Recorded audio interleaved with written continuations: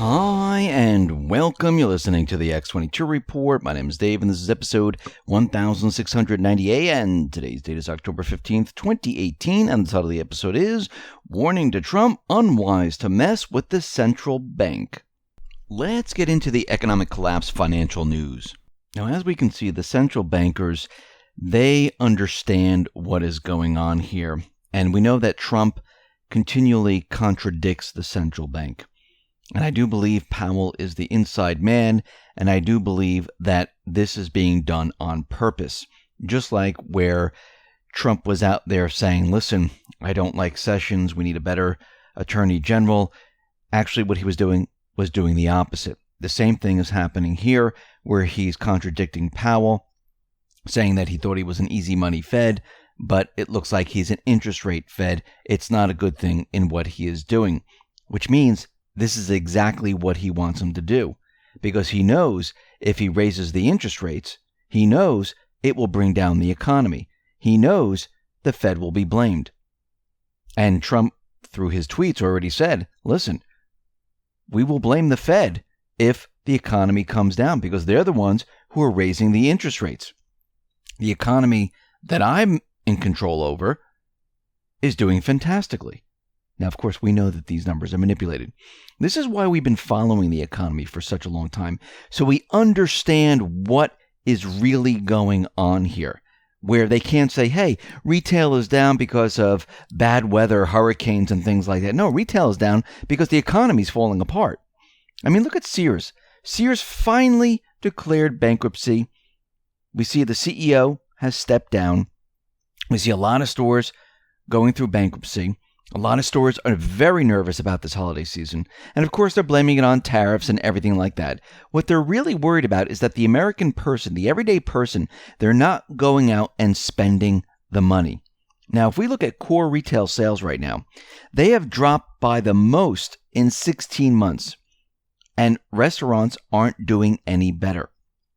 Now, when we look at the September numbers, they were expecting it to rebound. Like, don't worry, August was a slowdown. September's going to be fantastic. But it missed completely. And the data only went up by 0.1% month on month. They were expecting a 0.6% rise. Now, when you start stripping things out, if you remove autos and you remove fuel, you can see that retail sales are not that great. Actually, they have dropped. And we see that fuel prices have been inching up, and gas station spending has dropped. We also see that grocery stores are down by negative 0.1%. Health and personal care stores are down by negative 0.3%. Department stores, they are down by negative 0.8%. And when we start to look at this, we can see that retail is not doing well. Actually, if we look at restaurants, we see they've had a huge drop in spending, down 1.8%, the most since 2016. Of course, they're blaming it on the hurricane, but remember, the rest of the country didn't get the hurricane, only certain small towns. And think about this for a second.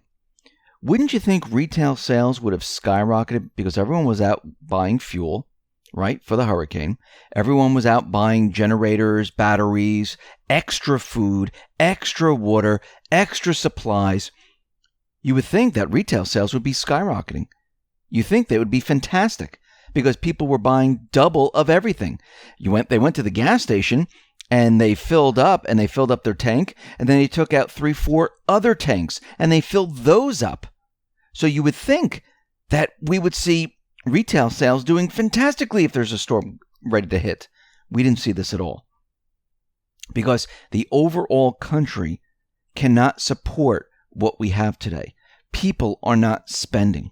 Why aren't they spending? It's because they don't have the high-paying jobs. Remember, what Trump is doing right now, he is preparing the economy for the transition. What comes after? He can't fix a central bank system which is already broken, which is already doomed. The only thing he can do is get rid of the globalist trade deals, revamp everything, and make it a positive place where manufacturers would want to come back to the United States. And that's what he is in process of doing right now. We know that Russia and China, they've been talking about using their national currencies, sidestepping the dollar. And they've been doing this. And remember, the dollar isn't the people's dollar. The dollar is a Federal Reserve note. It belongs to the Federal Reserve. This is not something the people wanted. This was something that was forced upon the people. Now, Russia is out there and they're saying, listen, when the dollar completely implodes on itself, or before that time, we have the ability to switch settlements in national currencies with maybe any country that's out there. And they're making preparations to do this. And they're saying that Russia and British companies could switch to settlements in rubles and pounds, sidestepping the U.S. currency transaction. And China and Russia have already done this. Iran and Russia have done this. And we're going to see many other countries join in on this. And there are already many countries that are doing this. Why? Because the central bank system is completely breaking down right now. And they were expecting someone else in office, of course, and they were expecting to move into a war to explain away why this system is completely imploding. All they have now is to blame everything on Trump and his tariffs, his fiscal policy, his tax cuts and things like that. But it's not going to work because he actually tricked them by manipulating the data that they've been manipulating all along. And he's taken the magic wand and said, listen, the economy's doing great. Why do you keep talking about recession? Why do you keep talking about depression? It doesn't make sense. I mean, 1 minute you were telling us that everything was fantastic and the numbers were worse off. Now the numbers are better and you're telling us that we're going into a recession, going into a depression. Something doesn't make sense. Now, former Federal Reserve Chairwoman Janet Yellen pushed back on Trump's recent criticism of the central bank. She said, his comments are unwise. She said, obviously, presidents can speak out if they choose to and give their opinions about policy. There's no law against that. But I don't think it's wise to criticize and contradict the Fed at this time. Now, this is very interesting because she's telling Trump, back off. It's like a warning. Don't push us. We will strike back. And we know the central bank has the power to do this. They can control nations. They control the deep state. The central bank is the source of their funding. And of course, the central banks never tell the people the truth. I mean, think about it. Go back to 2008. We're heading into a recession. The market crashed in October, and Ben Bernanke was out there saying, listen, we're not forecasting any type of recession. Janet Yellen right now is saying that the yield curve might not be a good recession signal in this expansion. Why? Because it's different this time. No, it's always the same. There is no difference. They tell you this to make you look the other way. But what's happening here is the central banks are stuck. Trump, the Patriots, they're going after them. The central banks know this. And they're trying to figure out a way to stop it. And they will strike back with the deep state. They will make a move. And we can see already that they're trying to maneuver a way to make it look like it was all Trump's fault and the Patriots behind him. It's not just him alone. There's many people working with him to take out the deep state, to take out the central bank. This has been planned for a very long time. And right now, we can see that Trump's mission is to prepare the United States for the transition away from the central banking system, to transition us into a people system where we don't have a private corporation of unelected leaders telling the people and the government how to run the country, the system. And how do they do this? Well, all they have to do is put the country into debt. Once the country's into debt, you can pretty much tell them to do whatever you want them to do. You can start wars over it. You can have them make certain laws. You can push austerity. And the central bankers figured this out thousands of years ago. They knew that the real control is the creation of currency and putting countries into debt. Because once you have a country into debt, they will have to do whatever you tell them to do to get out of debt. And this is how laws are passed. This is how they push their agendas. And the central banks sit in the background.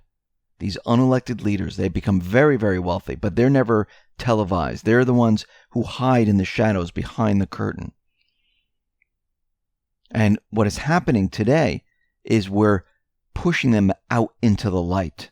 Pushing them out into the light so people can see who they are and what they do. This is why Q, right in the very beginning, told us about all these different central banks, that they're Rothschild central bank systems that were placed into each and every one of these countries. That the laws don't pertain to them. They're above the laws. I mean, think about this for a second. These unelected individuals in the ECB, the Federal Reserve, IMF, the biz, can dictate what they want countries to do. They come in there, they look at their debt, they say, listen, cut this program, cut that program, do this, do that, and countries just listen. And who are these people? These people are not elected by the people. These are unelected people that are running each and every one of these countries. Well, everything is about to change. And this is why the central bank is coming out and talking about what Trump has been saying. This is why Yellen is saying it's unwise to comment on the Fed.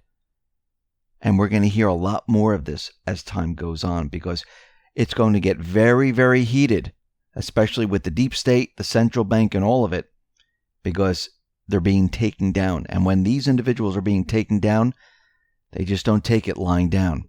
They fight back. But the problem is that they're losing power. Yes, they can fight back, but when they're exposed and the truth is out there, this is what will destroy all of them. Listen, everyone, thanks a lot for listening. Be well, be safe, and especially be prepared. Thanks a lot.